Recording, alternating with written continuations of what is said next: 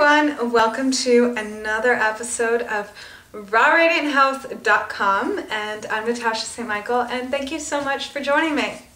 So today I want to talk about staying warm in the winter. I've been getting a lot of emails about this, and I've been avoiding this topic because I'm not a big fan of the winter at all. I don't like the winter, and luckily, normally I actually escape the Canadian winter, and I go to a lovely tropical paradise somewhere, and either I get away for an entire winter or I get away for half of the winter, something. So I'm trying to figure out what I'm going to do this year, where I'm going to go, but hopefully I will escape it, because winter is just, it's not my friend. So today I'm going to give you some tips though on how to deal with the weather, because the weather is getting colder. I have to say, just yesterday I was walking outside and there was snow like falling from the sky, like little snowflakes. Not enough to like cover the ground or anything, but there was snow, and it's the middle of October and it's getting cold. So I'm going to just help you guys out and offer you some advice, especially because I'm coming from all the way in Montreal, and our winters are very long and they're very, very cold.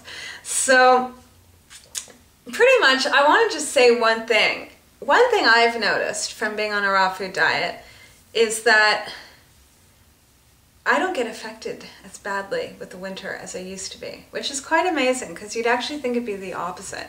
People are always very worried about eating non-cooked food in cold climates.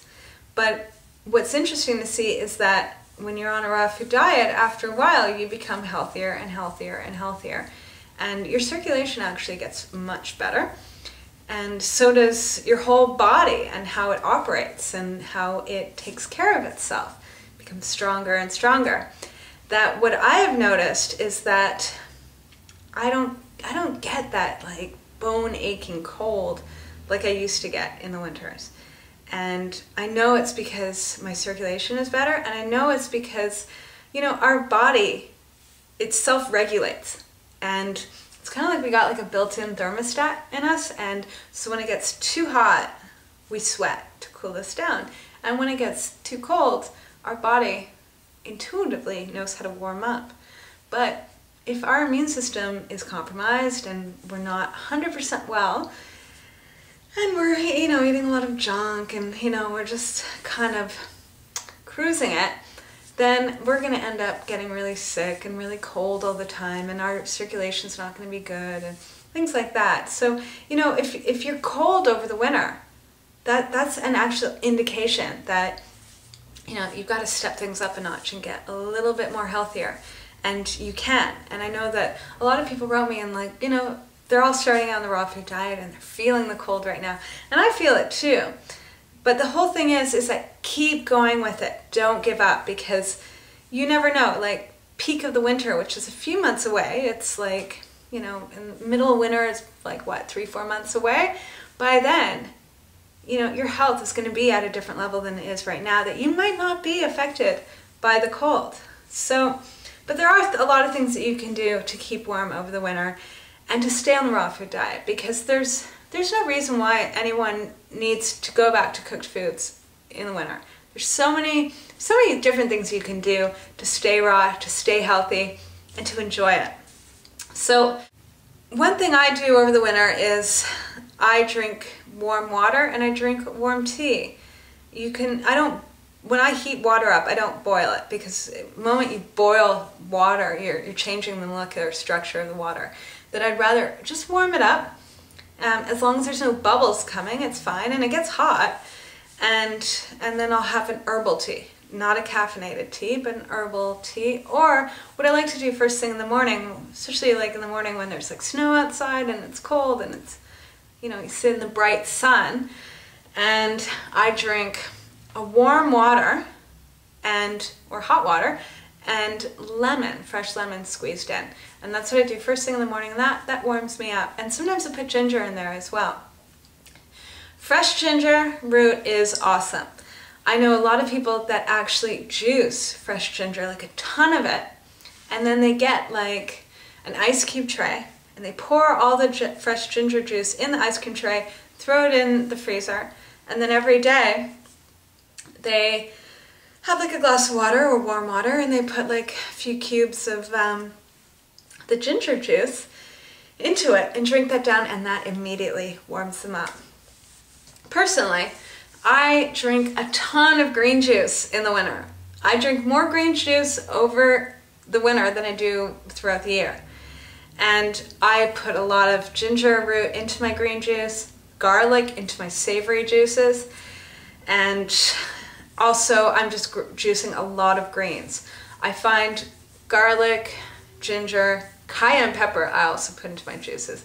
Cayenne pepper is great. Any spicy like food is going to warm you up. It makes you sweat. Just yesterday I had a beautiful spicy tomato blended soup and with cayenne pepper, and I was like sweating for like an hour. So that's another great thing to bring up your body temperature. Another thing you can do too is exercise every day. That will also help your circulation and warm you up from the inside out. And you might too, like if you're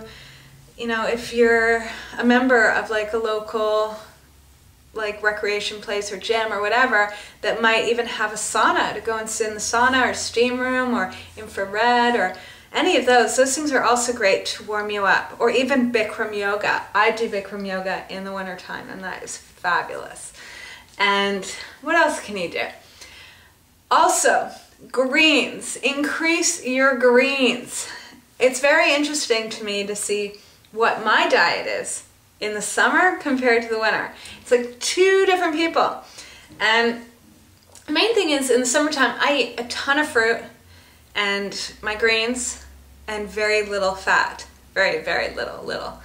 And in the wintertime, I eat way less fruit, even more greens, and I up my fat just a little bit. Not too much, just a little bit. And that works for me. For me, what keeps me warm is eating a lot of greens. And it's surprising because, you know, people say, well, greens are actually quite cooling. But I find greens and fresh herbs, things like that, they're so full of nutrition that even though they might be so-called cooling, they're also like blood building.